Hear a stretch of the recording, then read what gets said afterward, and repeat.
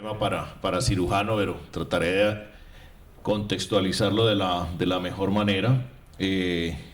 Todos sabemos que los inhibidores de mTOR están llegando a ocupar un espacio que probablemente en la medida que pase el tiempo y tengamos mayores y mejores estudios, pues vamos a poder tener una inmunosupresión más objetiva y como todo lo que venimos desarrollando cada vez en el área de trasplante y la inmunosupresión, una inmunosupresión mucho más selectiva, acorde con las circunstancias y características de cada uno de nuestros pacientes. Esta revisión es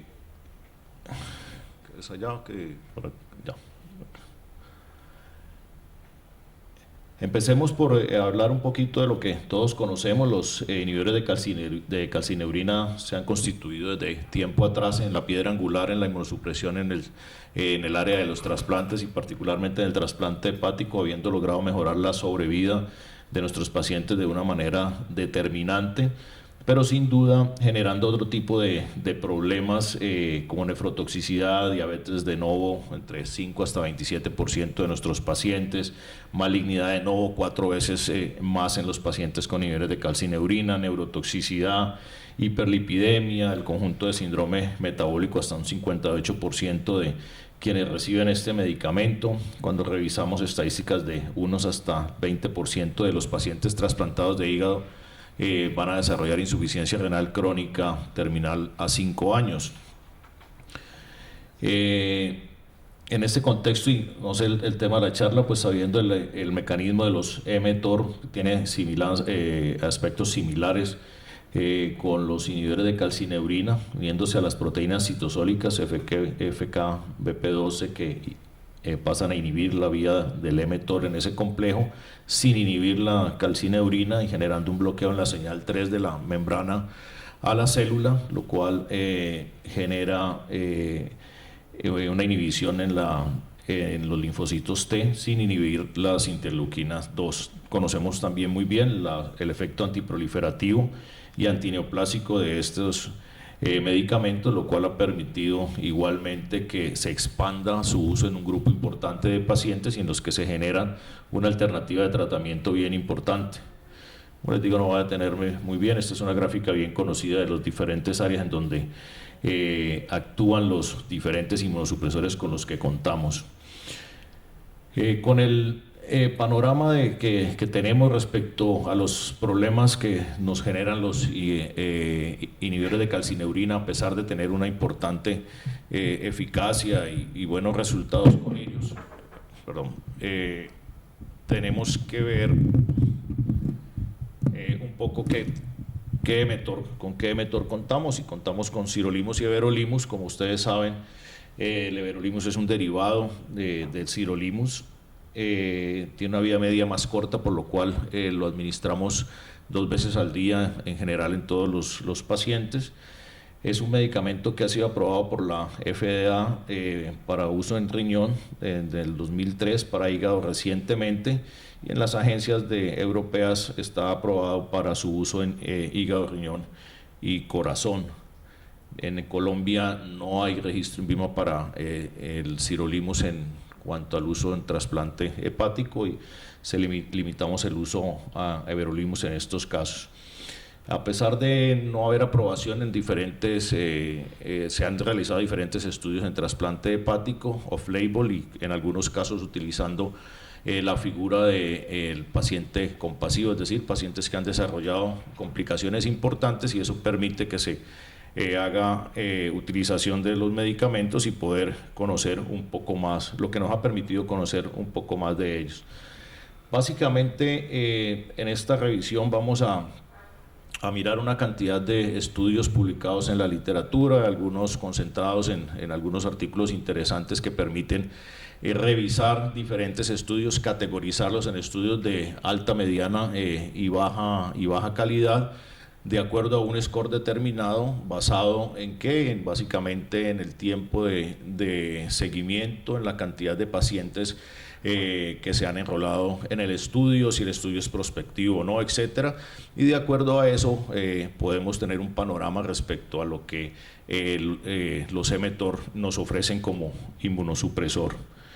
En el inicio de la utilización de los mTOR se publicaron 2 estudios, hubo 2 reportes de la FDA en donde había una incidencia importante de trombosis de la arteria hepática, cosa que obviamente hizo que se colocara prevención específica respecto al uso del medicamento. Estudios que cuando se analizan en profundidad muestran que tienen diferentes fallas incluso en su diseño, y que definitivamente no se han reproducido en todos los casos, y en algunas cosas se han asociado con otro tipo de circunstancias. Igualmente en el 2009 la FDA indicó que pacientes convertidos a mTOR tenían una mayor probabilidad de muerte, tenían una mayor incidencia de efectos adversos como infección, era mayor el porcentaje de pacientes que se retiraban del uso del medicamento, y había una incidencia mucho mayor de rechazo agudo probado por biopsia.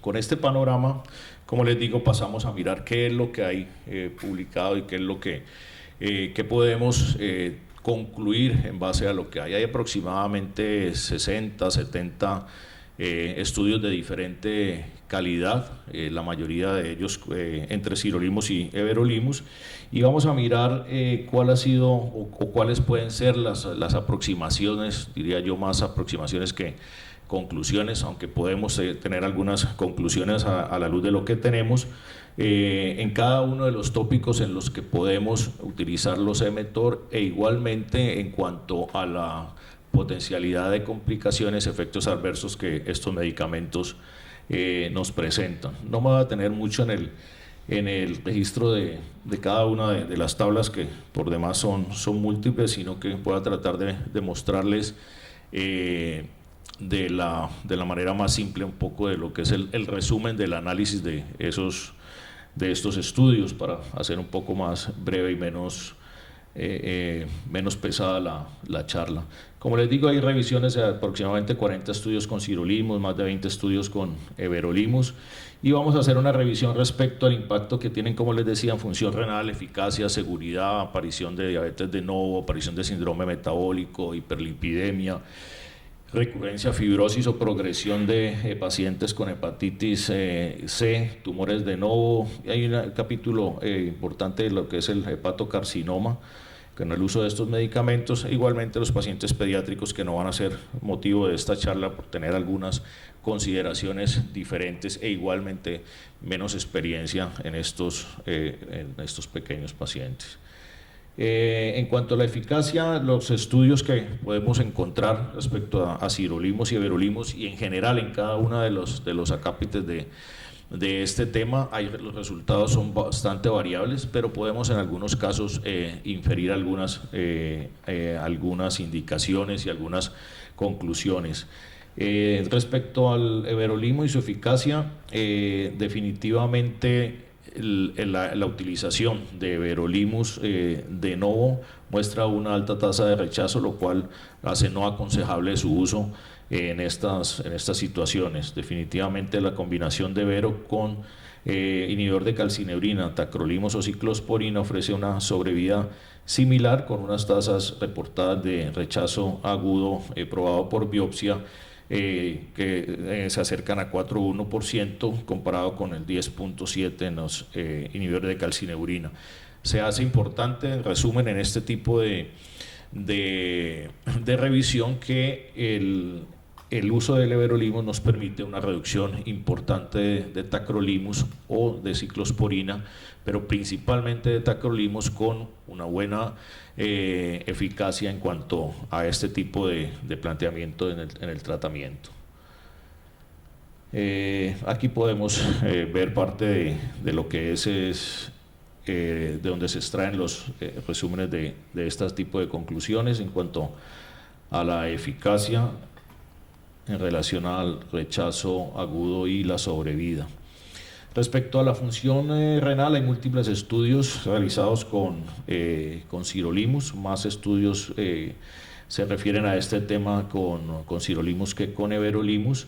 Es importante observar que los casos que se han reportado de proteinuria masiva por encima de 1 gramo día se relacionan con niveles del medicamento mayores a 10 nanogramos por mililitro. Casi que la mayoría de los beneficios y los efectos adversos que se encuentran cuando analizamos la introducción de estos medicamentos, bien sea de nuevo o de inicio temprano, tienen que ver con la dosis del medicamento, el uso de dosis de carga, que son definitivamente quienes afectan de mala manera los efectos adversos del medicamento. Y en ese sentido se corren diferentes estudios para buscar establecer la seguridad de los medicamentos. En cuanto a everolimus, hay 4 estudios de muy buena calidad, todos referidos a conversión temprana, refiriéndose en estas revisiones a conversión por debajo de los 3 meses, y definitivamente muestran que en los pacientes que se hizo conversión temprana desarrollaron menos insuficiencia renal crónica grado 3 en la medida del tiempo en pacientes en este tipo de situación. Combinación evero más dosis reducidas de tacrolimus mostró muy buenos resultados. Y respecto a proteinuria, 4 estudios mostraron proteinuria entre 2.9 y 29% de los pacientes. Ninguna de ellas fueron proteinurias severas, ninguna mayor de 600 miligramos por decilitro día. Y otro aspecto importante fue que la proteinuria preexistente no fue mayor a la previa. No aumentó, perdón. Esto sí se nos...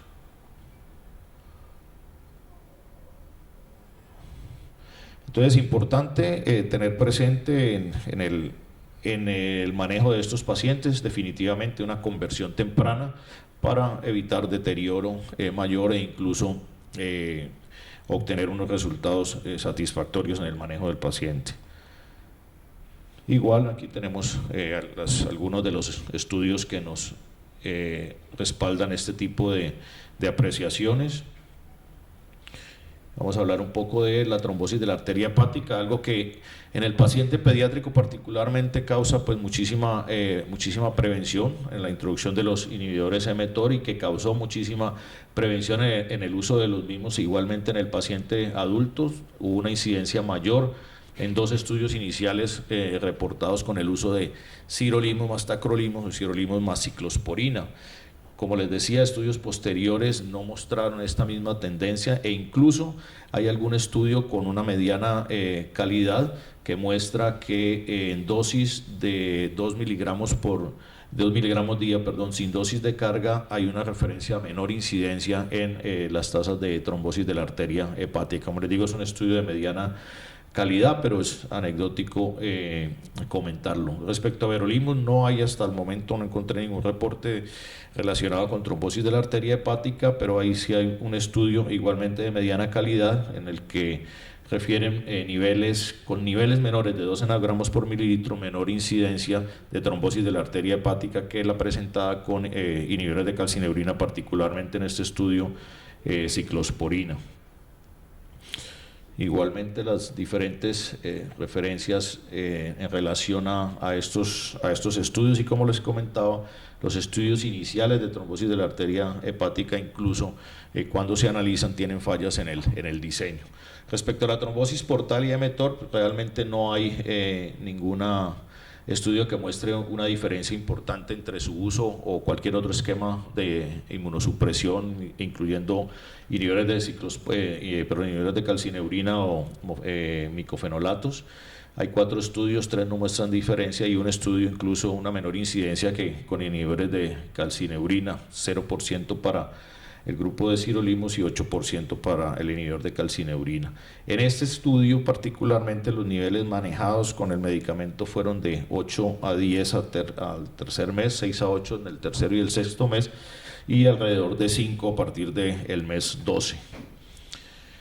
Respecto a las complicaciones de la herida quirúrgica, también algo que en el aspecto quirúrgico pues, nos genera prevención en cuanto a la presencia de dehiscencias de la herida, infecciones, etcétera, linfoceles en el caso del trasplante renal.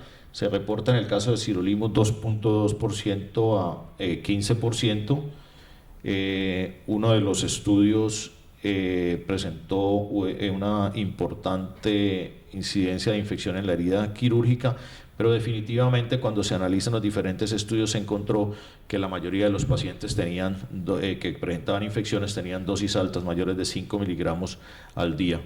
En dos estudios, uno de mediana calidad y otro de alta calidad, se encontró que la presentación o la aparición de hernia asociada con el uso del sirolimus era igual independientemente del esquema inmunosupresor utilizado. En el caso de everolimus, 3 estudios mostraron menores complicaciones, un estudio mostró mayores complicaciones con su uso y la incidencia de hernia fue mayor, siendo de una manera importante, aun cuando la P fue no significativa, 46% para el grupo de everolimus y 27% para el grupo de inhibidores de calcineurina.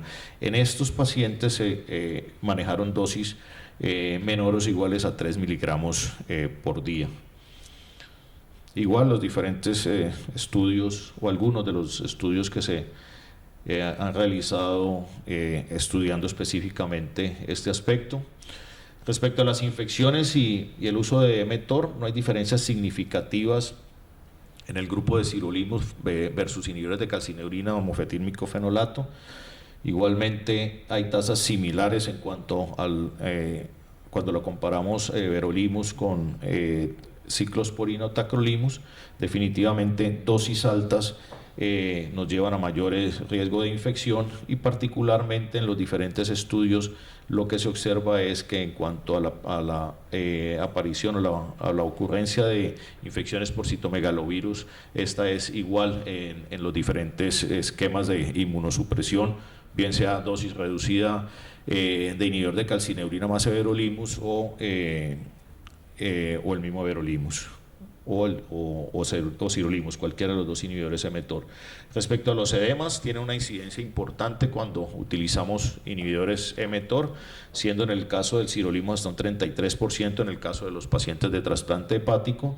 Definitivamente son tasas mayores que con los inhibidores de calcineurina. En el caso de everolimus se encuentran tasas menores a las de sirolimus, que van hasta un 17% en los trasplantados de hígado, y un estudio encontró o reporta un riesgo relativo mayor cuando utilizamos everolimus más dosis reducidas de tacrolimus versus la dosis estándar de tacrolimus.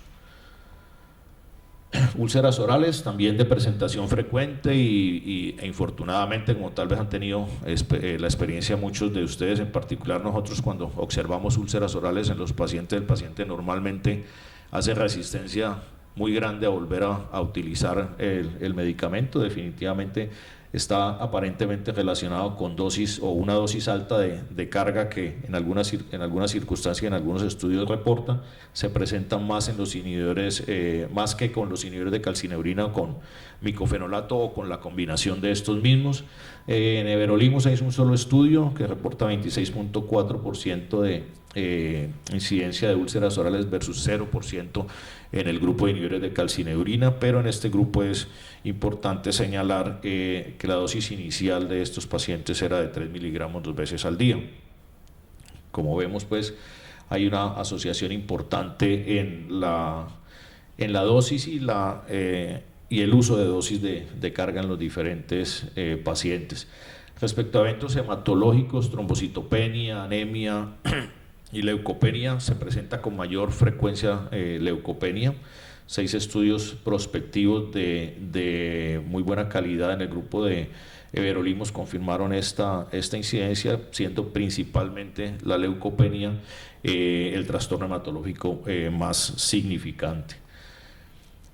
Efectos dermatológicos, rash, etcétera, se presenta entre el 7 a 69% de los pacientes. Aquí hay un pequeño error ahí en la diapositiva. No hay diferencia con los inhibidores de calcineurina. En el caso de everolimus, menos incidencia se reporta de eventos dermatológicos. pero sí mayor raxiexema cuando damos dosis mayores o dosis altas, 3 miligramos 2 veces al día o mayores que estas. Es mayor definitivamente la presencia de este tipo de lesiones que con los inhibidores de calcineurina. Respecto a la aparición de diabetes de novo, encontramos 4 estudios con sirolimus, 32% versus 10% de aparición de diabetes de novo cuando lo comparamos con el inhibidor de calcineurina en un estudio realmente de muy baja calidad, pero en un estudio realizado con muy buenos parámetros y de alta calidad encontramos que hubo 0% en el grupo de pacientes con sirolimus versus 12.2% en el grupo que utilizó tacrolimus más MMF. En el caso de verolimus encontramos 6 estudios, todos de conversión.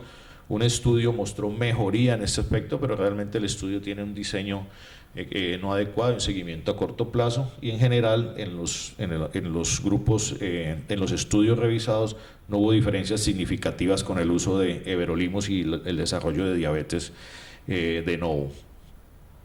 Igualmente, aquí algunos de los estudios, de las publicaciones un poco más recientes en este sentido. Respecto a hipertensión, no hay diferencias significativas cuando utilizamos inhibidores mTOR o inhibidores de calcineurina. 6 estudios todos de conversión. Algún estudio de baja calidad mostró mejoría respecto a los pacientes usando antihipertensivos. No hubo tampoco ninguna diferencia respecto a si estos pacientes al hacerles conversión iban a tener menos medicamentos, iban a tener que usar menos medicamentos para el control de la presión. Realmente no hubo diferencia en ninguno de estos aspectos. Respecto a dislipidemia, que hace parte importante pues, de los efectos colaterales secundarios en estos medicamentos, en 10 estudios que se realizaron con sirolimus se encontró mayor hiperlipidemia, 41% versus 10% en los inhibidores de calcineurina. Respecto al colesterol, 28% versus un 4%, y estos estudios, la mayoría de ellos tienen significancia estadística. En el grupo de verolimus se reportan estudios hasta un 43% de desarrollo de hiperlipidemia principalmente, y esto pareciera que tiene relación también con la dosis y el tiempo en que se está utilizando el medicamento. Igual algunos de los estudios relacionan a los efectos secundarios con el mTOR. Ganancia de peso, también hay algunos pocos estudios, 3 de ellos, 2 sugieren beneficio en este sentido, pero ninguno de ellos muestra significancia estadística. Realmente son estudios con pocos pacientes y con diseños no muy adecuados. Una parte importante y un campo interesante en el uso de los mTOR, que es su uso en pacientes con hepatocarcinoma. No encontré estudios ya publicados con el uso de verolimus. Sí hay varios estudios en curso. Cuando revisamos los estudios que se están corriendo, hay aproximadamente 10 estudios corriéndose respecto a uso de verolimus, y varios de ellos tienen relación con pacientes con hepatocarcinoma. En sirolimus encontramos 6 estudios. Muestran todos ellos una mejor sobrevida, están cerca al 80% a 5 años, comparada con los pacientes con inhibidores de calcineurina de un 62%. Además de la sobrevida, encontramos una recurrencia más tardía. Cuando revisamos el registro internacional de trasplantes de 2.491 adultos, se encontró mejoría en la sobrevida a 5 años en un grupo importante, en un porcentaje importante de estos pacientes. Y en uno de los estudios, en donde incluyen pacientes que exceden los criterios de Milán, un estudio con una calidad media, encontramos 27% para el grupo de sirolimus versus 46% para de tacrolimus, mejor sobrevida el primero y segundo año, una recurrencia a 6 meses igual, pero cuando hacemos el seguimiento a largo plazo se encuentra que la recurrencia en los pacientes de sirolimus es más tardía que la que se presenta con los pacientes recibiendo inhibidores de calcineurina. Igual parte de las tablas resumiendo los estudios respecto al uso en hepatocarcinoma. E igual un campo interesante de su uso es el uso del mTOR. en recurrencia de hepatitis C y fibrosis. Encontramos 9 estudios de este tipo. Uno de ellos muestra un claro beneficio en la replicación viral. 4 de ellos encontraron beneficio en la progresión de la fibrosis y 4 mostraron resultados comparables. Hay un estudio de calidad media que mostró una disminución de la carga viral cuando se hacía seguimiento en el tiempo a los pacientes y del grupo del Registro Internacional de Trasplantes de casi 27.000 pacientes, 12.500 de ellos con hepatitis C. Cuando se corrigieron los factores asociados con mortalidad, se encontró que los pacientes que usaban sirolimus y tenían hepatitis C tenían un mayor riesgo de mortalidad a 3 años en aquellos que eran hepatitis C positivo versus quienes no lo eran. Un dato también interesante. Uso también o conversión de inhibidores de calcineurina de mTOR en cuanto a síntomas neurológicos. Revisamos 6 estudios. Respecto a everolimus, 2 estudios. Todos los estudios mostraron mejoría parcial o total de los síntomas neurológicos. Se enrolaron pacientes con neuropatía periférica, encefalopatía metabólica, mielonilisis pontina, disartria, convulsión, ataxia, cefaleas, parálisis, etcétera. Y como les digo, todos mostraron o mejoría o desaparición de los síntomas cuando se hizo la conversión a inhibidor mTOR. Igualmente, algunos de los reportes en este sentido. Respecto a los tumores de novo, como saben, pues es otro aspecto importante en la parte de la inmunosupresión. En el registro de trasplantes de unos tenemos 33.249 pacientes de trasplante renal. Un porcentaje importante de ellos desarrollaron tumores de novo, e igualmente se pudo observar, comparando con la introducción a mTOR, que se disminuye el riesgo de la aparición de estos tumores, pero no encontré ningún estudio similar en trasplante hepático. Un estudio con everolimus muestra una incidencia respecto a everolimus de 4% versus 7.8% para inhibidor de calcineurina, sin que tenga significancia estadística. Y 3 estudios de media y baja calidad, el cambio de mTOR mostró un aparente beneficio en la sobrevida de estos pacientes. Igual en esta parte también hay corriendo varios estudios y es mucho todavía lo que falta por determinar, pero particularmente pareciera que hay algún beneficio que podamos tener con la conversión a mTOR. Como les decía, hay varios estudios, hay por lo menos 10 estudios que podemos ubicar ahí en Clinical Trials, varios de ellos con everolimus, analizando eficacia. Tal vez hay unos 8 de everolimus con eficacia, seguridad, función renal, hepatocarcinoma, hepatitis C y la fibrosis o progresión de la misma. Resumiendo, y tal vez la parte ya de todo esto, de mirar todas estas tablas y lo que podemos mirar a la luz de lo que hay publicado, es que definitivamente los mTOR muestran un beneficio en la función renal con una eficacia igual a los de los inhibidores de la calcineurina, que presentan un beneficio adicional en hepatocarcinoma y los tumores de novo, muy probablemente, que en cuanto a las úlceras, rash, hipercolesterolemia, cambios hematológicos, que son comunes, pero son manejables de una manera relativamente fácil, e igualmente hay un beneficio potencial en cuanto a la hepatitis C y la progresión de la fibrosis, el síndrome metabólico y la neurotoxicidad. Muchas gracias.